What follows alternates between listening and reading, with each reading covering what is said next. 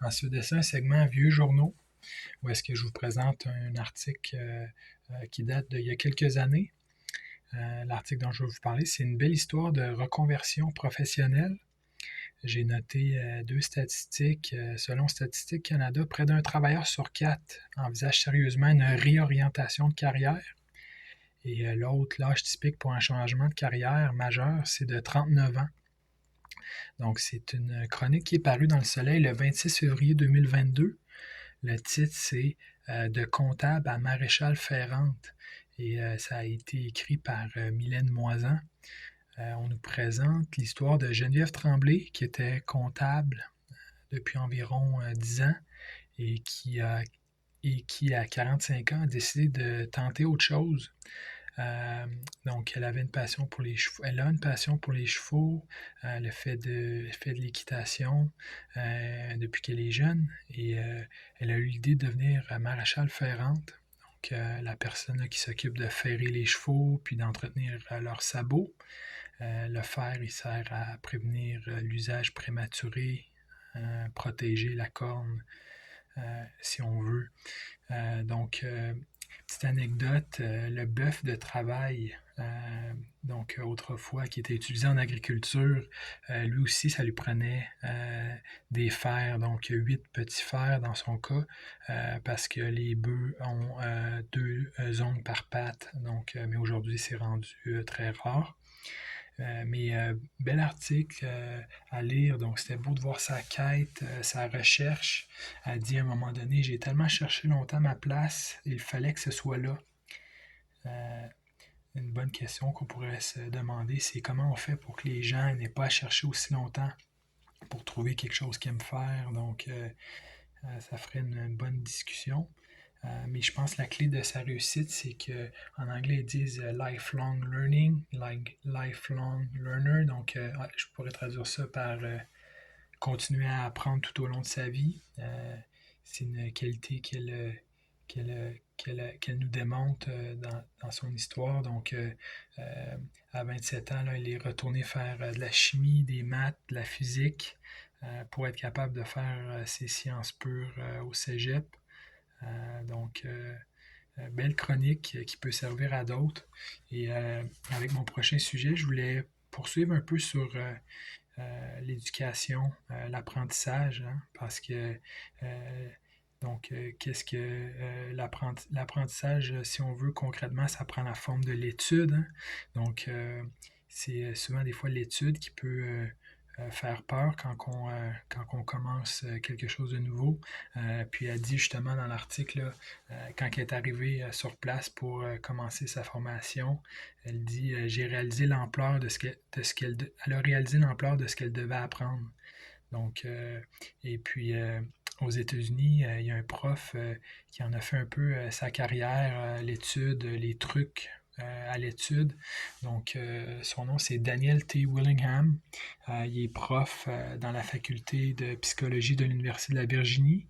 Et donc, lui, il se porte sur des questions comme pourquoi enseigner c'est difficile, pourquoi apprendre c'est difficile, puis qu'est-ce qu'on fait pour rendre ça plus facile, les mécanismes derrière la mémoire.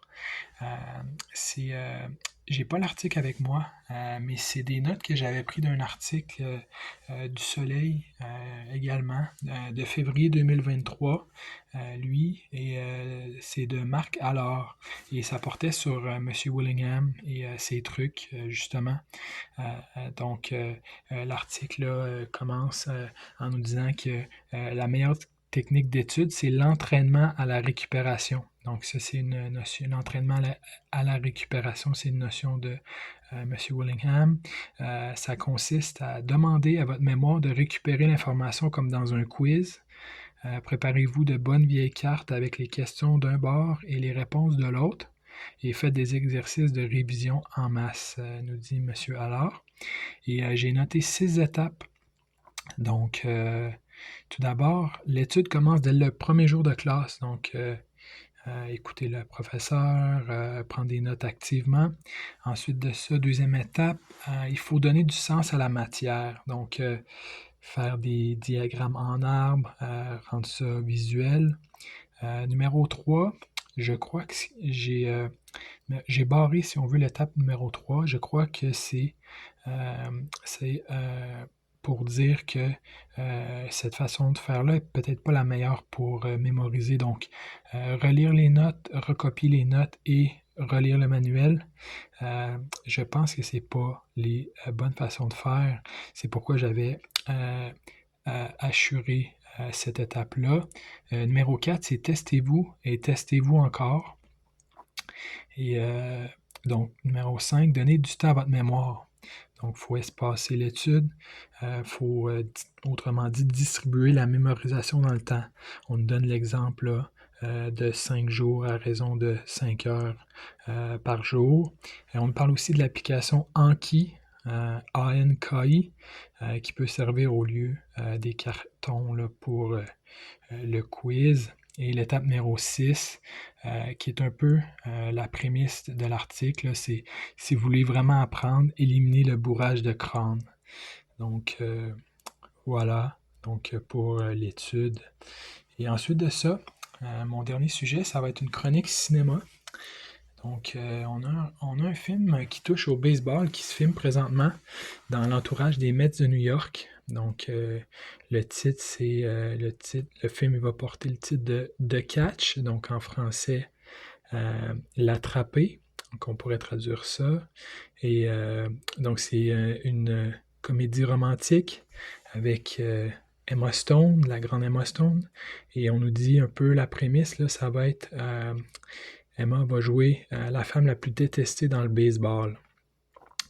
Donc, avec ce titre-là et la description que je viens d'en faire, je vous dirais que les grands amateurs de baseball pourraient se demander s'il va y avoir un lien avec Steve Bartman, le pauvre Steve Bartman qui a empêché un joueur d'attraper une balle, le joueur étant Moïse Alou. C'est une histoire qui date de plusieurs années, mais à voir là, s'il y a un lien avec cette histoire-là. Le film, on parle d'une sortie pour le 21 mai 2027. Et le réalisateur, c'est le conjoint de Emma Stone, là, Dave McCary. Et en faisant ces recherches-là sur ce film, j'ai également vu qu'il y avait 2 autres films qui touchent au baseball en production présentement. On en a un avec Tom Hanks qui va s'appeler The Comebacker. Au baseball, un comebacker, là, c'est une balle qui est frappée en flèche vers le lanceur. Ça va être une adaptation d'une histoire courte de Dave Eager, qui est un auteur renommé, qui était paru en 2023 dans The Atlantic. Donc, la nouvelle avait été écrite dans l'univers là, un peu des Giants de San Francisco, mais le film, lui, porterait plutôt il y aurait les Mets comme équipe dans le scénario. Et aussi, on parle de Bad Bunny qui pourrait avoir un rôle dans ce film-là. On se rappelle que Tom Hanks, lui, partageait la vedette dans un classique, dans un film classique du baseball, donc A League of Their Own. Donc, la version française avait le titre Une équipe hors du commun, un film de 1992. Et le troisième film, c'est un film sur Lou Gehrig, donc le grand joueur des Yankees qui est décédé trop tôt. Le dernier film sur sa vie remonte à 1942. Ça s'intitulait The Pride of the Yankees. En français, le titre c'était Vainqueur du destin avec Gary Cooper. Et c'est Richard Linklater qui va être le réalisateur de la nouvelle adaptation. J'ai mis en description le discours d'adieu que Lou Gehrig avait fait à la foule peu de temps après qu'il ait dû prendre sa retraite. C'est souvent mentionné comme un des grands discours dans l'histoire. Donc, malgré sa carrière écourtée, il se considérait comme l'homme le plus chanceux sur la surface de la Terre. Donc, voilà. Donc, merci et je vous dis à la prochaine.